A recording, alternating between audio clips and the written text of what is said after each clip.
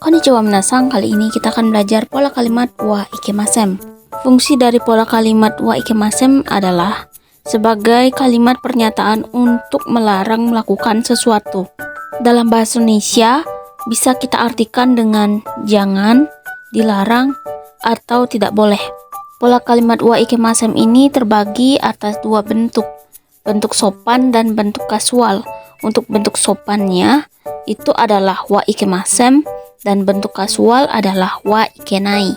Dalam membuat pola kalimat wa ikemasen, kita perlu kata kerja bentuk T. Jadi di sini akan aku jelasin dulu bagaimana perubahan kata kerja bentuk T. Tapi sebelum itu kita sepakati dulu kalau kita akan menggunakan kata kerja bentuk kamus yang akan kita ubah menjadi kata kerja bentuk T. Kata kerja bentuk kamus adalah kata kerja yang semua kata kerjanya itu berakhiran vokal U. Misalnya arau, matsu, okuru, tsukuru, dan lain sebagainya. Kalau kata kerja bentuk T itu diakhiri dengan ete, ende, te, ite, ide, shite. Terus masalahnya gimana cara kita tahu kapan kata kerja bentuk kamus itu diubah menjadi ete, ende, shite, ide, dan sebagainya. Jawabannya itu adalah kita harus tahu dulu kalau di dalam bahasa Jepang ada 3 kelompok kata kerja. 3 kelompok kata kerja itu terdiri atas Godan Doshi, Ichidan Doshi, dan Fukisoku Doshi. Aku akan bahas dulu dari Godan Doshi. Go itu artinya 5, dan itu artinya tingkatan, Doshi itu artinya kata kerja. Jadi Godan Doshi adalah 5 tingkatan kata kerja. Ya, bisa kita sebut sebagai 5 tingkatan perubahan kata kerja. Karena di sana setiap tingkatannya itu tuh memiliki cara perubahan yang berbeda-beda. Di Godan Doshi, tingkat pertama adalah kata kerja yang akhirannya u, tsuru. Contohnya arau, matsu, dan okuru.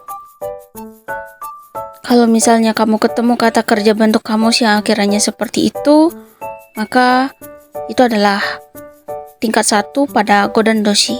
Kemudian cara untuk mengubahnya ke bentuk T, tinggal utsurunya itu diganti menjadi ete. Ete itu double T ya, T, T, E. Kalau misalnya kamu mau menulis dengan huruf hiragana, tulis aja dengan huruf tsu kecil sebelum huruf T. Contohnya seperti ini. Ini adalah contoh ete, tsu kecil dan T. Sedangkan yang ini adalah tsu T. Jadi perbedaannya bisa terlihat ya. Ada yang perlu kamu perhatikan dalam tingkat 1 di Godan Doshi yang akhirannya ru. Tidak semua kata kerja yang akhiran ru masuk pada tingkat 1 Godan Doshi. Ada juga yang masuk ke Ichidan Doshi. Oh ya, aku belum bahas tentang Ichidan Doshi. Nanti aku bahas. Tapi berikut ini adalah kata kerja yang akhirannya itu pasti masuk ke tingkat 1 pada Godan Doshi. Kata kerja yang akhirannya aru, uru, dan oru pasti masuk ke tingkat 1 Godan Doshi. Contohnya oaru, tsukuru, dan modoru. Oaru artinya selesai, tsukuru artinya membuat, modoru artinya kembali. Jadi yang perlu diperhatikan adalah kata kerja yang akhirannya itu iru dan eru. Di Godan Doshi tingkat 1, salah satu contoh iru dan eru yang masuk ke tingkat 1 Godan Doshi adalah hasiru dan kaeru. Sekalian kita ubah ya kata kerja tersebut menjadi bentuk T. Sebenarnya simple, tinggal ru-nya itu diubah menjadi ete. Kalau oaru jadi oate, tsukuru menjadi tsukute, terus modoru jadi apa? Hasiru menjadi apa? Dan kairu menjadi apa? Oh ya, hasiru artinya berlari dan kairu artinya pulang. Oke, aku anggap kamu udah paham ya. Sekarang kita lanjut ke tingkat 2 pada Godan Doshi. Tingkat 2 pada Godan Doshi terdiri atas kata kerja yang akhirannya bumunu. Contohnya yobu, artinya memanggil, yomu artinya membaca, dan shinu artinya mati. Jadi, untuk mengubah kata kerja tersebut menjadi kata kerja bentuk T, kita ubah bumununya itu menjadi ende. Maka yobu menjadi yonde, yomu menjadi yonde. Ini yonde kok ada dua ya? Gimana cara ngebedainnya? Oke, kenapa ada dua yonde? Ya, karena tadi yang aku sebut kata kerja yang akhirannya bumununya itu diganti menjadi ende. Ya, kalau yobu menjadi yonde, terus yomu menjadi yonde juga. Nah, permasalahannya gimana cara kita perbedaan yonde untuk membaca dan yonde untuk memanggil. Caranya itu adalah dengan melihat kanjinya. Kalau yonde untuk memanggil seperti ini kanjinya, sedangkan yonde untuk membaca seperti ini kanjinya. Nah, masalahnya kalau kita ngomong kan nggak keluar kanji dari mulut. Jadi gimana dong kita tahu orang itu tuh ngomongin yonde yang mana? Caranya sih dengan memahami konteks pembicaraannya. Sebagai contoh, hongo yonde imas. Nah, apakah membaca buku atau memanggil buku? Pastinya membaca buku kan? Contoh yang kedua, hajimemashite. Watashi no namae wa Kanaro Makako desu. Kanaru to yonde kudasai. Nah, pada Kanaru to yonde kudasai itu apakah panggil saja saya Kanaru atau baca saja saya Kanaru? Pasti panggil saja saya Kanaru kan? Oke, tadi kan aku udah bahas tentang yobu menjadi yonde, yomu menjadi yonde, dan shinu menjadi shinde. Sekarang kita lanjut pada tingkat ketiga dalam godandoshi, yaitu kata kerja yang akhirannya ku. Ya, cuman ada satu, yaitu kata kerja yang akhirannya ku. Ku itu kalau diubah menjadi bentuk T, kita ganti menjadi it. Contohnya siku. Siku artinya membentangkan, entah itu karpet atau karton. Intinya yang menutup permukaan. Siku itu ku-nya diubah menjadi it, maka menjadi shite. Ya, itu ada double i. Karena dari shi-nya itu dan dari it-nya, maka menjadi shite.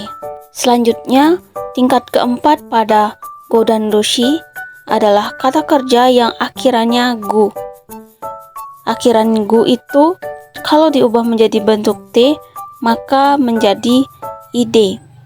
Gu menjadi ide. Contohnya nugu menjadi nuide. Nugu artinya melepaskan ya. Melepaskan seperti melepaskan baju atau aksesoris. Oh ya, waktu pertama aku belajar kata kerja bentuk T ini, aku sering bingung antara perubahan ku dan gu. Yang mana pakai it, yang mana pakai ide. Nah, caranya itu ya kita harus sering-sering menggunakan hiragana, karena dari sana kita tahu kalau ku itu kan tidak ada tenten-nya kan. Ku itu tidak ada tenten, sedangkan T juga tidak ada tenten-nya. Maka ku pasangannya menjadi it. Ku pasangannya it. Sedangkan gu itu ada tenten-nya dan D itu ada tenten-nya juga. Jadi gu itu pasangannya id. Tenten dengan tenten, tidak ada tenten dengan tidak ada tenten. Gitu cara aku mengingat perubahannya. Yang terakhir adalah tingkat 5 dalam godandoshi adalah kata kerja yang akhirannya su. Contohnya nakusu, artinya kehilangan.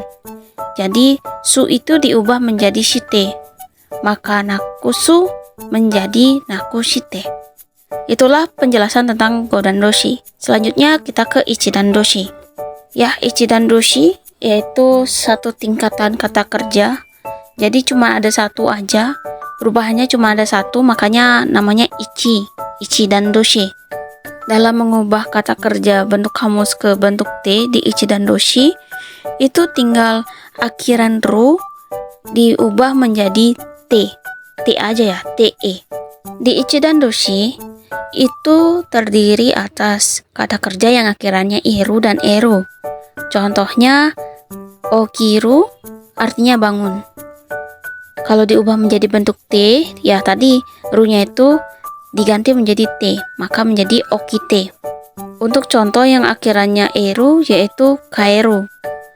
Nah, kaeru ini tuh bukan artinya pulang, tapi mengubah.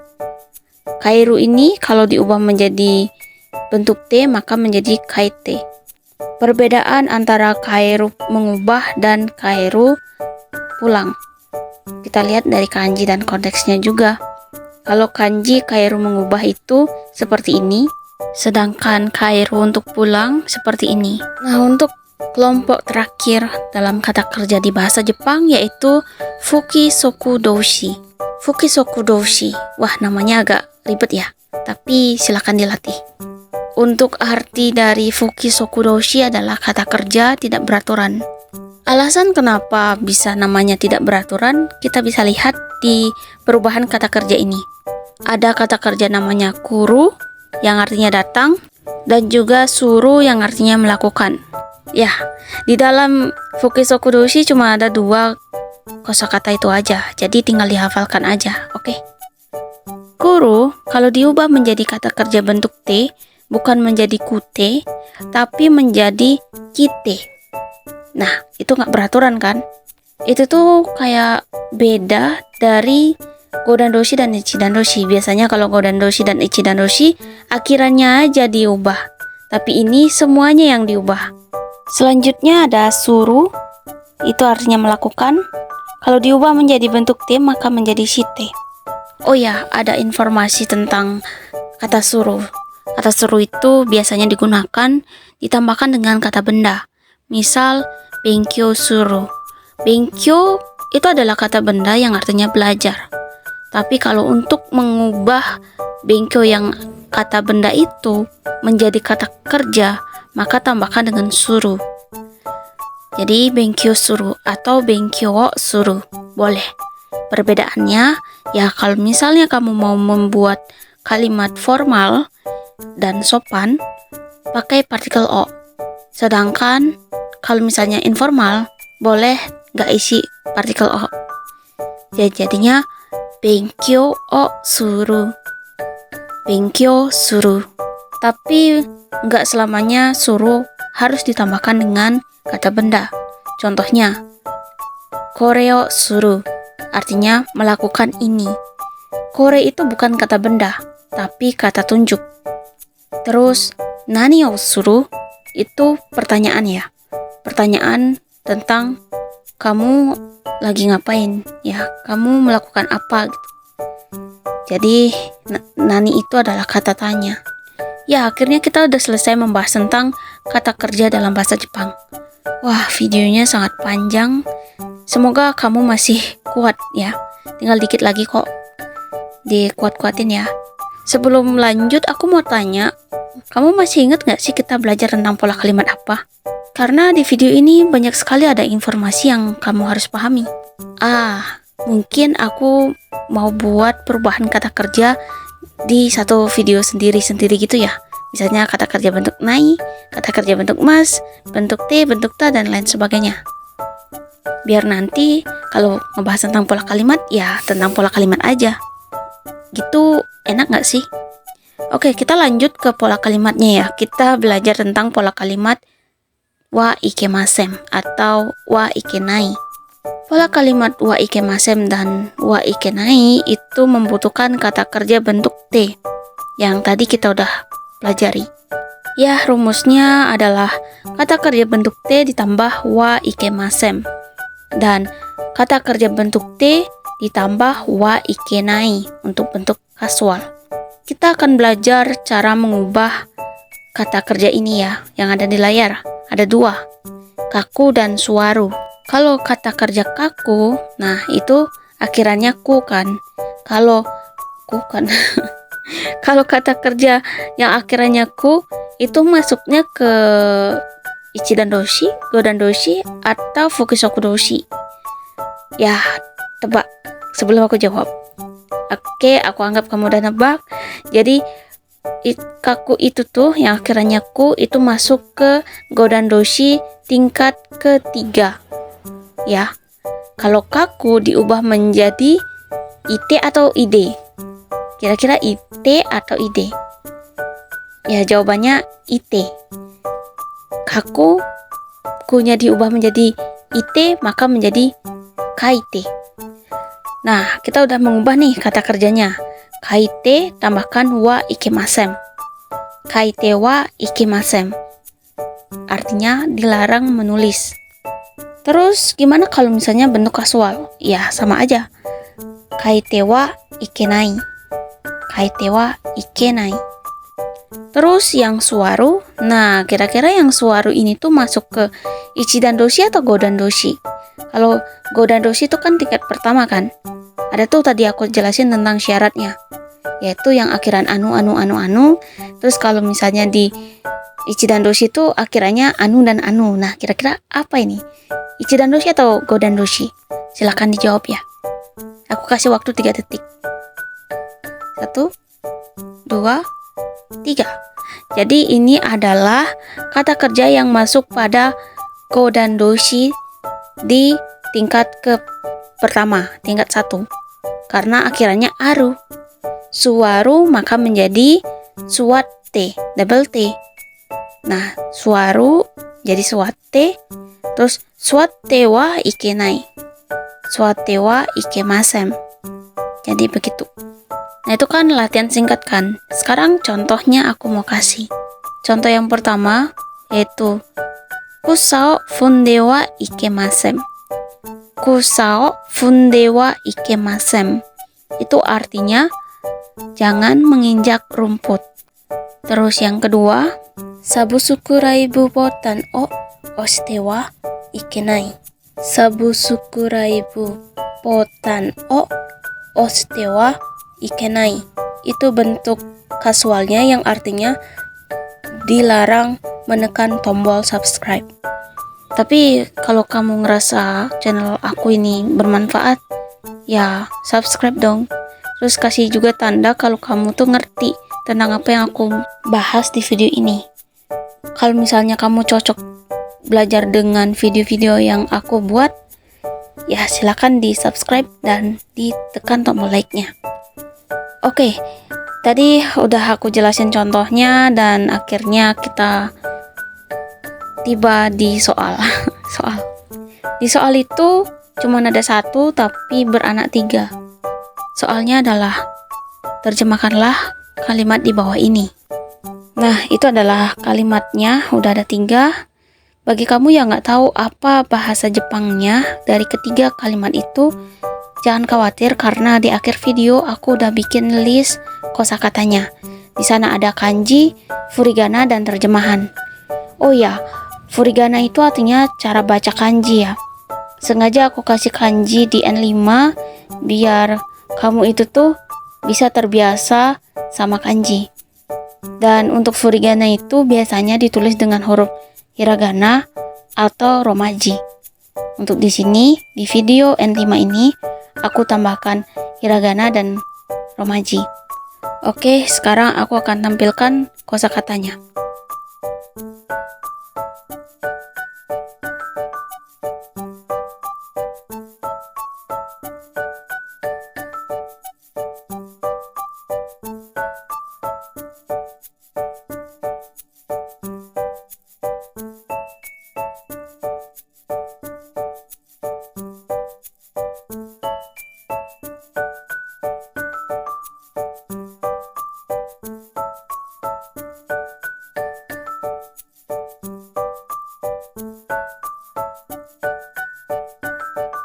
Di antara semua kosakata ini, menurut kamu, kanji mana yang paling susah? Tulis di kolom komentar ya. Sekian dari aku, dadah.